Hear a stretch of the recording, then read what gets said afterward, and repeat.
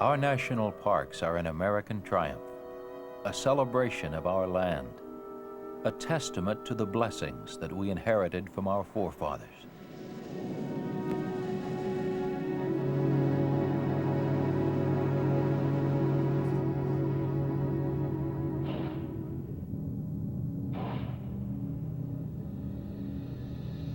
We, the American people, have chosen 50 of our most precious, most irreplaceable, most unique areas and set them aside as preserves, keeping these wild and beautiful places in trust for the future.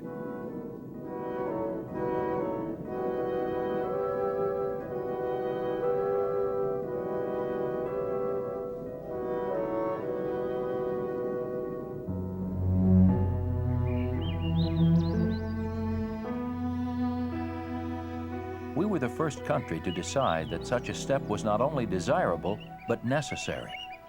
And the American park system is the largest and most varied in the world.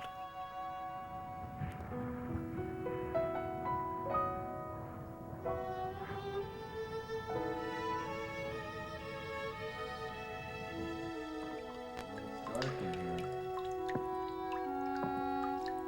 Watch out for this part here.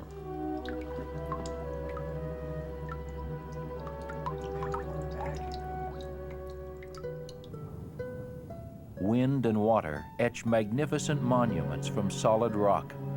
The land seems to live and breathe before our very eyes.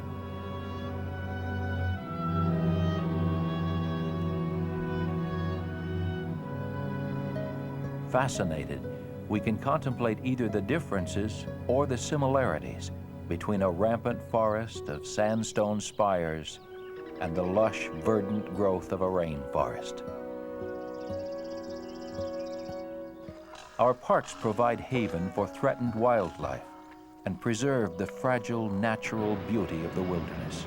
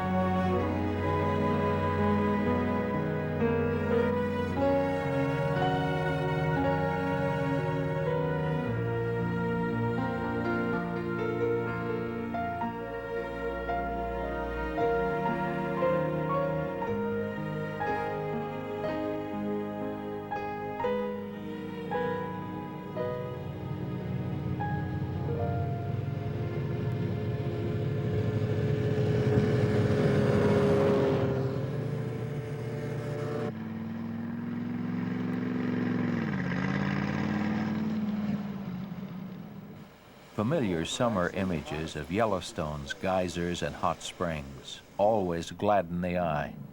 But few realize that in winter, Yellowstone takes on a frosted majesty of unparalleled splendor.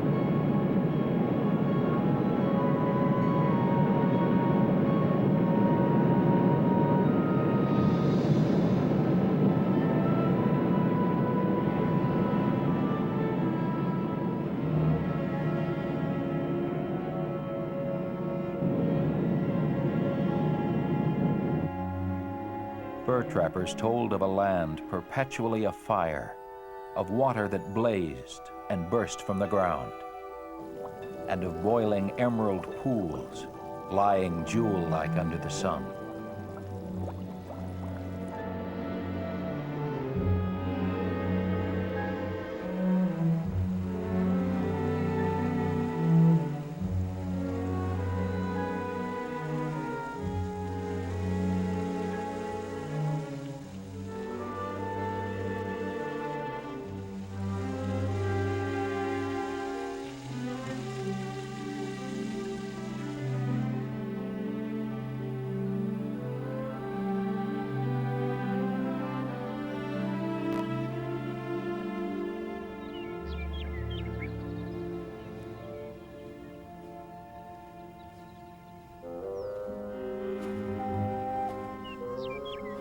They told of nature's children running free, a land of great bears,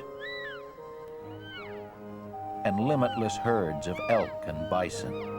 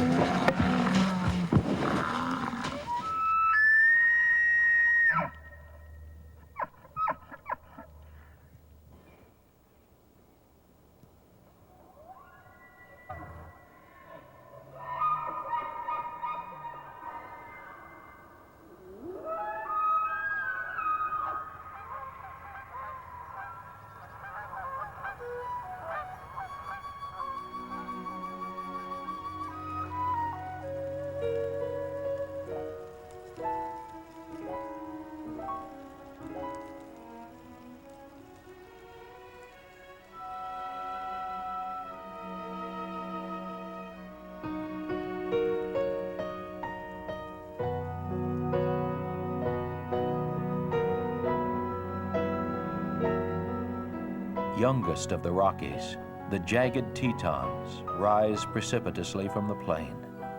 Autumn surrounds them with gold and brings on the frosted air hints of approaching winter.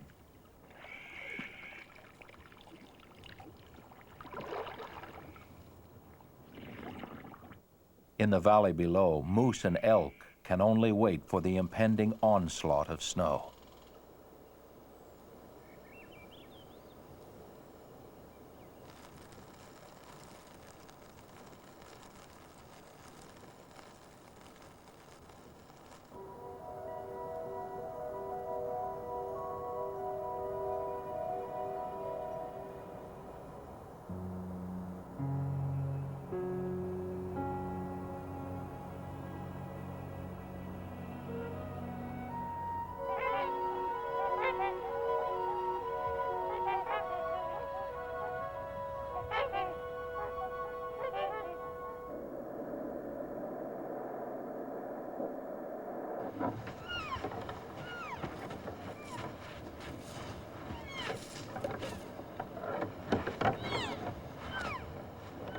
In the sub-zero temperatures, everything, including the battle for survival, intensifies. The beauty of winter sometimes masks the harsh reality of an implacable nature.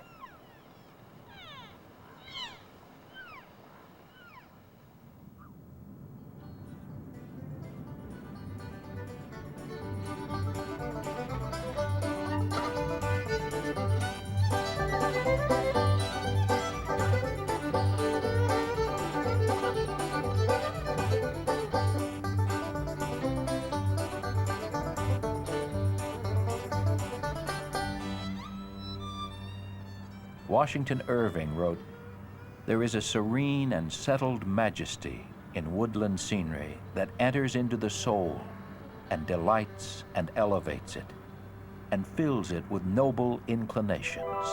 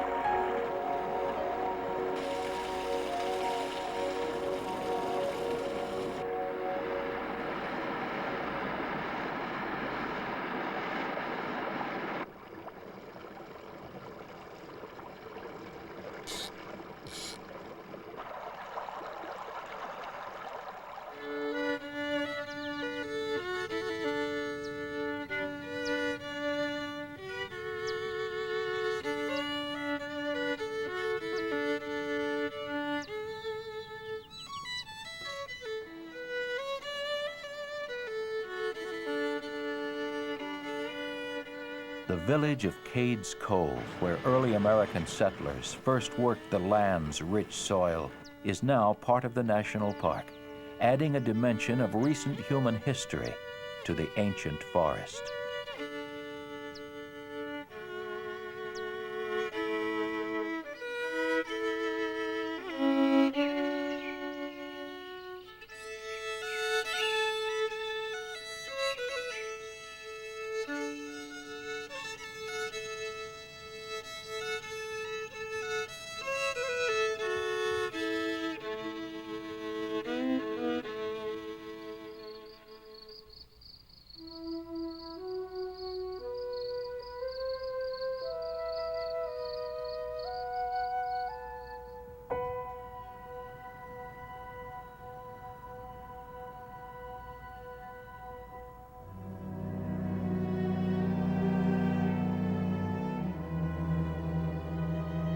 Freeman Tilden, in his book, The National Parks, wrote, "As you journey through Glacier, your impression will be of mountains that are on the march.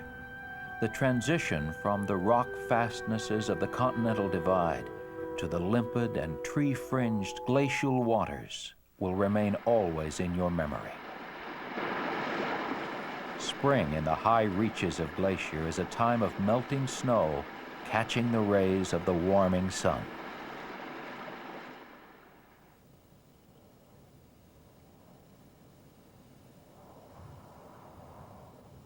It is a time of rich colors, of mountainsides bursting with new life. It's as if each spring creates the park anew.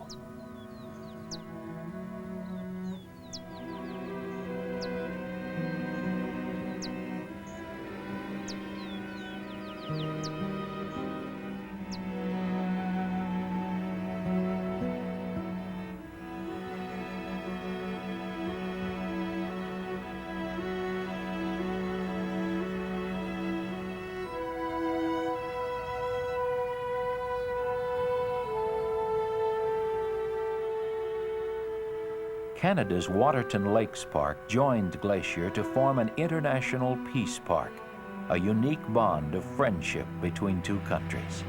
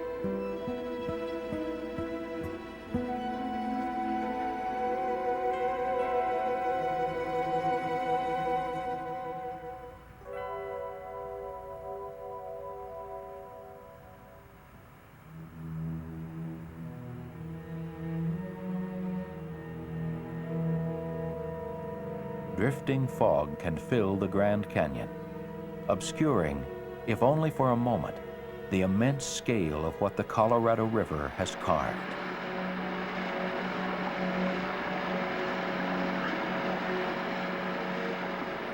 The power of the rushing water can only be appreciated by looking in awe at its handiwork, following the course of the river as it plunges down through the precipitous cliffs it has created.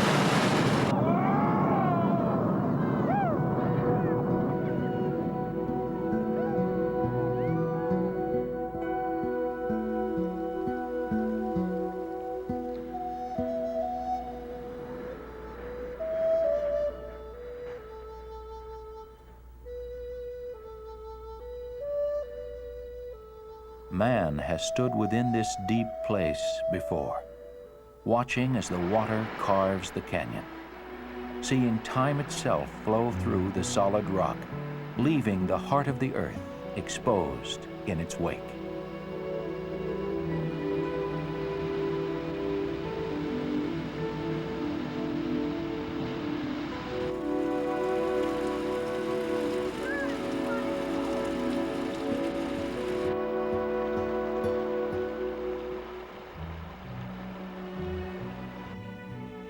John Wesley Powell, making the first known run through the Grand Canyon, wrote in his journal, "Turning around, we can look through the cleft through which we came and see the river with towering walls beyond.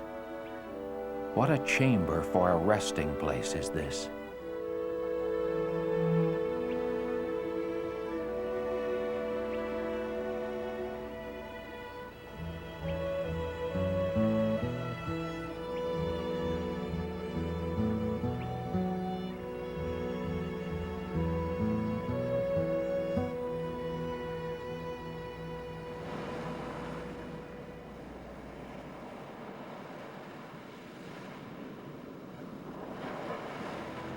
A seacoast, an alpine range, and an amazingly fertile forest combine to create a park where summer and winter can coexist.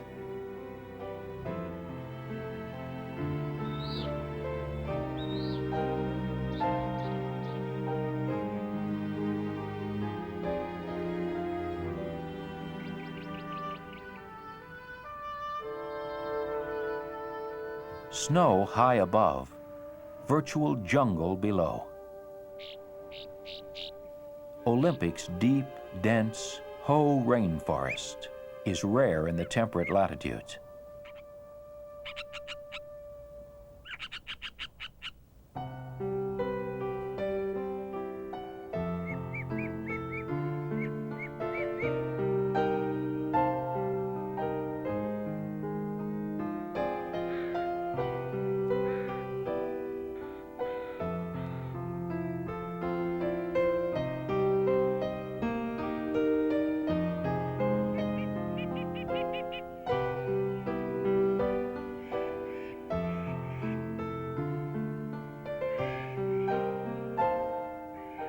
Where the rain falls, there is paradise.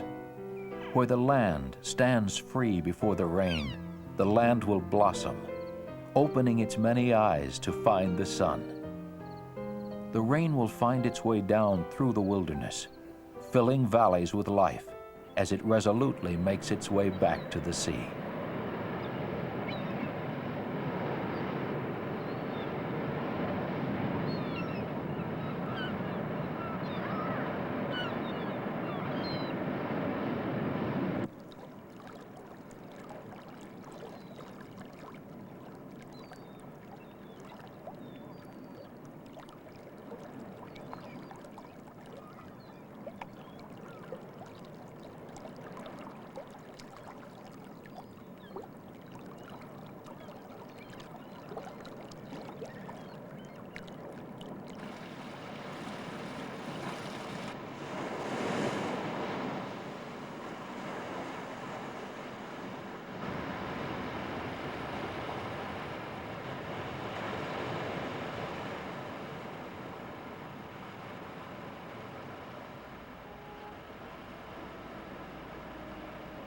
We need the tonic of wilderness.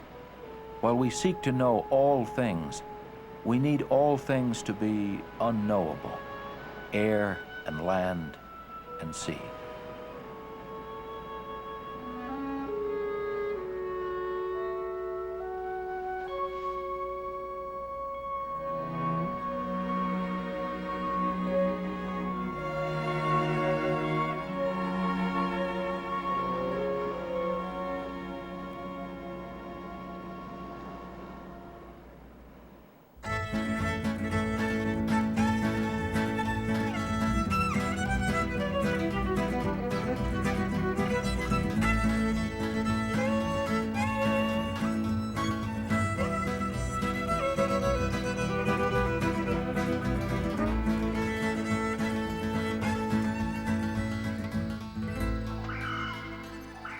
there is a place where earth and water met and joined.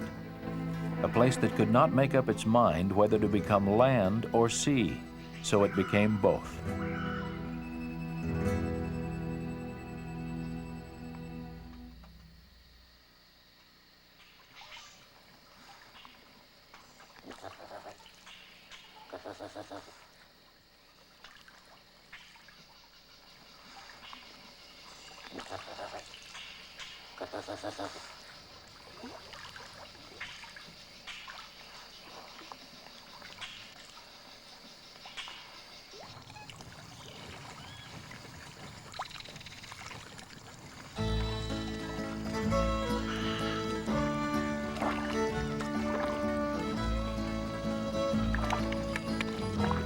Here can nature's handprint be plainly seen, each finger pointing out a separate path toward survival. Like the patterns of a fingerprint, the interwoven web of life dances about itself, each element separate and yet irrevocably joined.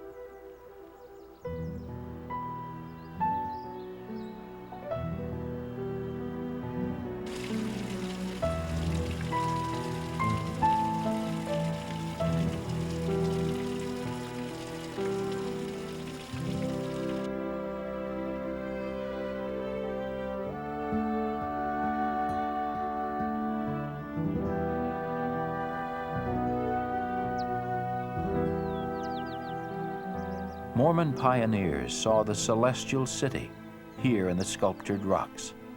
They called it Little Zion. The great white throne of Zion reminds us that the Native Americans revered the canyon as a holy place and preserved it from intrusion.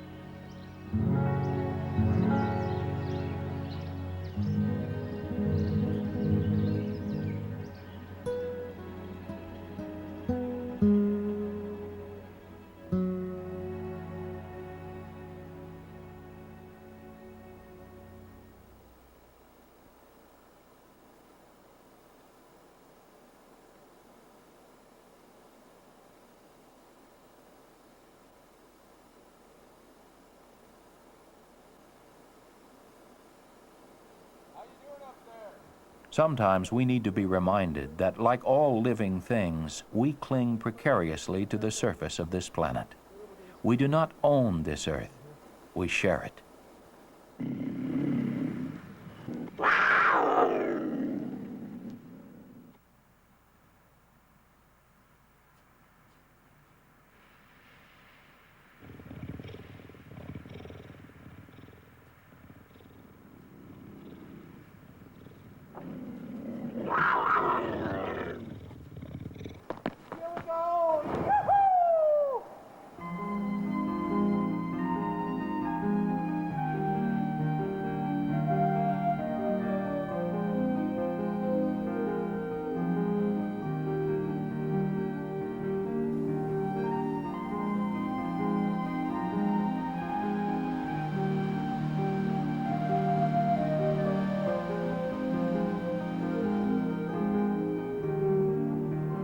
No place is so rare as Yosemite. Its granite walls tasseled with waterfalls, its meadows full of wildlife, its high country a realm of lonely grandeur.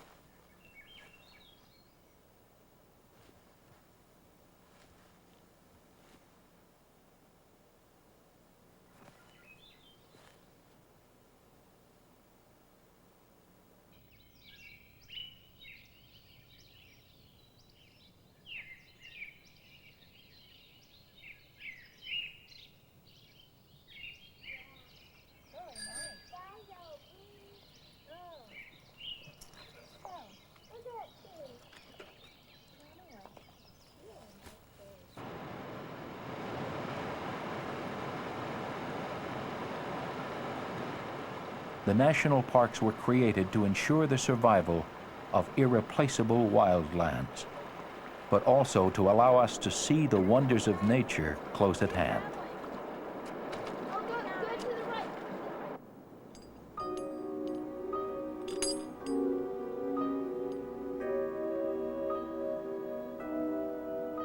By living for a moment in the midst of these wonders, we will find ourselves all the more eager to preserve them, so that they can continue as they are, haven for both nature and ourselves.